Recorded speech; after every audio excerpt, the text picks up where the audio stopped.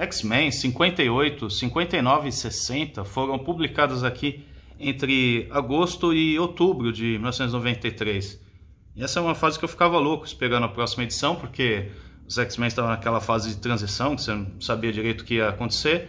E também eram 3 edições desenhadas em seguida pelo Jim Lee. Ele já tinha feito um desenho, não é aqui ainda que ele fica o desenho definitivo, mas eram 3 histórias com desenho dele, né? A gente não tinha um Wizard, não tinha nada na época, mas não sei, por algum motivo o pessoal de escola, o pessoal que lia quadrinho já comentava dele. Então a gente ficava esperando os desenhos, e cada uma dessas edições aqui eu fiquei relendo várias vezes. Até hoje eu fico lá babando nessas páginas iniciais aqui, que já tinha uma energia, um detalhe assim bem mais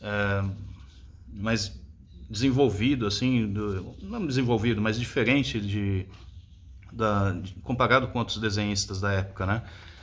Até mesmo assim, páginas simples de diálogo, tinha os detalhes do rosto, tal. Acho que a arte final lá do Scott Williams sempre combinou muito com o Jim Lee, né? E depois essa parte aqui, que ainda, apesar de ser uma história bem Claremont, né? Com a Psylocke tendo esses devaneios aqui da juventude dela, o Jim Lee dava uma puta dinâmica, né? Igual essas posições aqui dela no aviãozinho de brinquedo, ou depois aqui no carro importado do outro irmão dela. E tem essa história, né? Que a Psylocke só ficou uma japonesa em definitivo por causa do design do Jim Lee, que o pessoal curtiu tanto. Era para ela voltar ao normal depois desse arco aqui do Atos de Vingança, que foi outra coisa bem interessante, né? Normalmente você pega esses tipos de evento e às vezes atrapalha. Eu acho que nessas histórias do X-Men combinou muito bem, o pessoal conseguiu encaixar num arco importante, né? Então aqui é a página que já abre, começa a mostrar o uniforme completo dela, né? Eu acho que foi aqui que já começou a conquistar o pessoal para deixar ela em definitivo. E ela tá nessa lavagem cerebral aqui pelo Mandarim,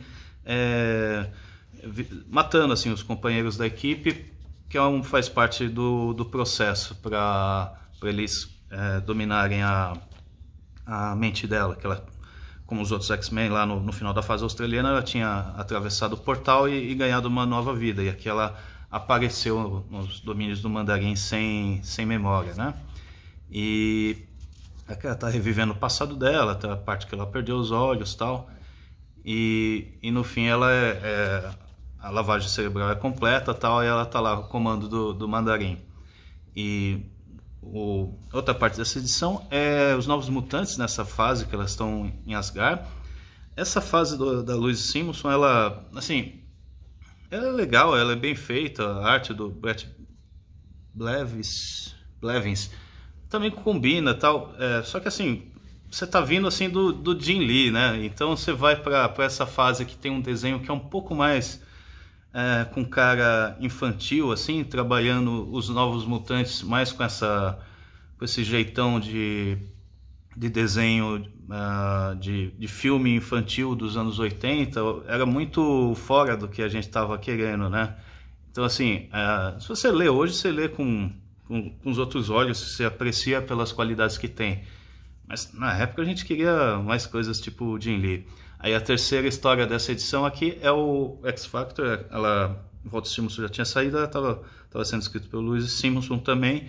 E é onde eles estão naquele planeta que tem 2 facções, uma que fica controlando a genética toda certinha, e uma outra facção de mutantes que estava tudo com os genes tudo detonado e tal. E o X-Factor vai parar no meio dessa briga, e nesse final aqui vai aparecer os Celestiais para julgar o pessoal. Essa história, assim, a arte eu também não curto tanto, mas a história como ficção científica desse tipo eu achei legal na época.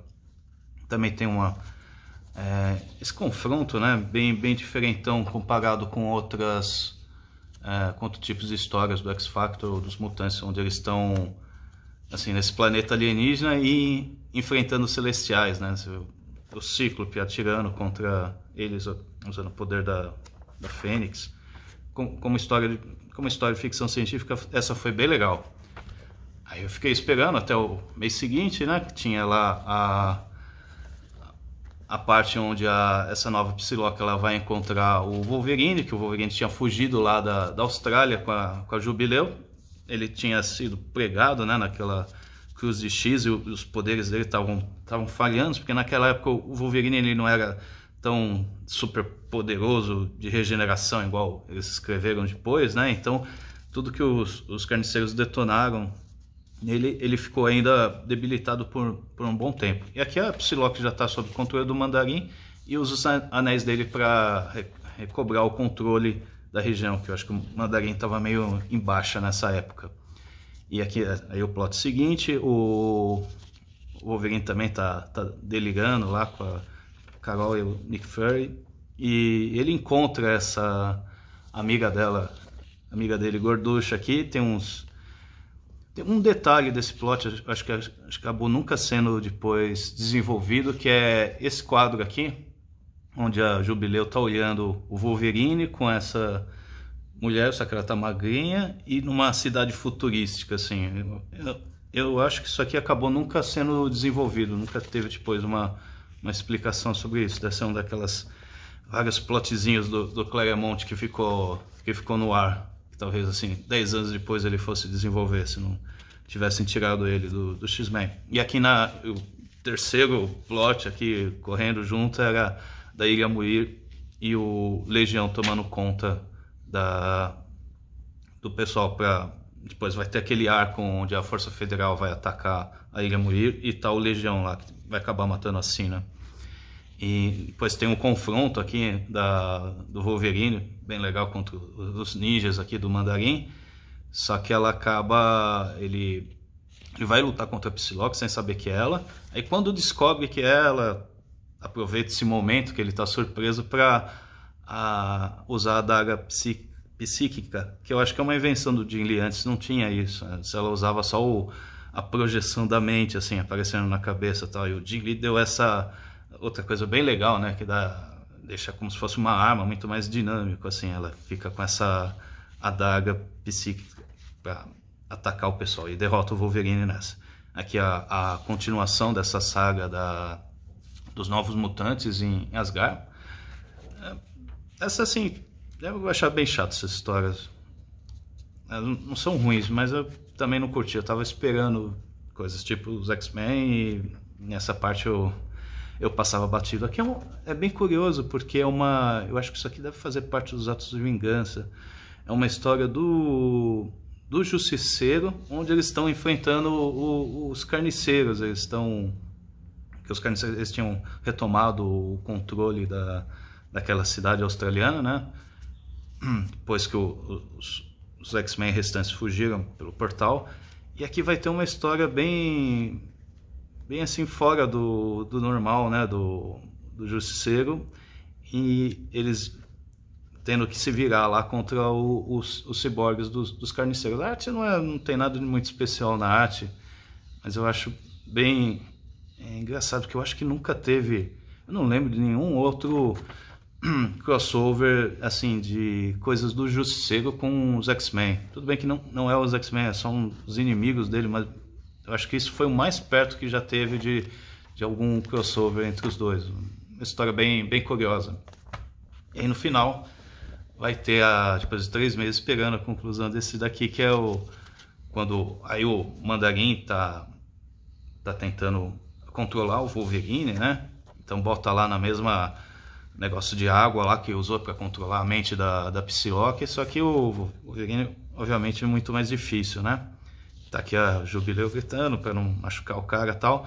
E aí a Jubileu, como ainda estava aprendendo a controlar os poderes, quando ela fica muito brava, o poder dela fica mais poderoso, consegue fugir, mas o Mandarim já dá um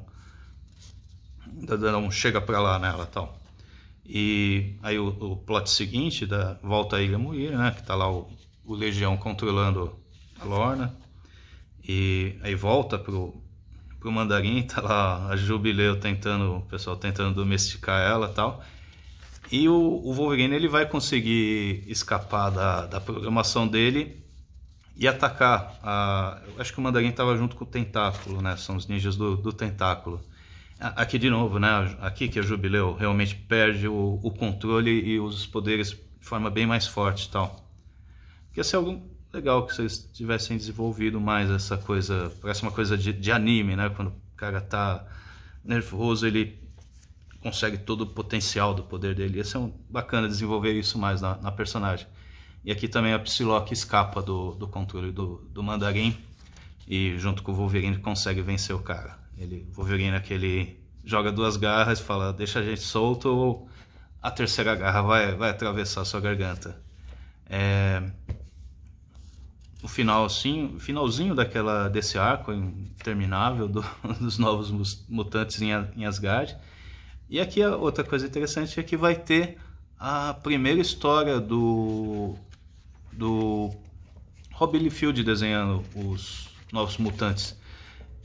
Essas primeiras edições ele ainda era Louise Simonson escrevendo. O Rob Liefeld foi acrescentando os plots dele. Quando o Cable é introduzido a ideia dele, que ele estava trabalhando lá meio que junto com a Louise Simonson, meio que junto porque se vê a história assim foi mais ideia dele, assim, ele estava quase, ele com o editor assim, estava combinando, falar, não, você vai realmente assumir os roteiros e tal. Aí quando chega perto lá das edições finais de Novos Mutantes, quando vira X-Force, é só ele escrevendo mesmo. Mas já era bem legal, eu gosto da arte do Liefeld, eu gosto desse jeitão exagerado. E você estava vindo disso aqui, né?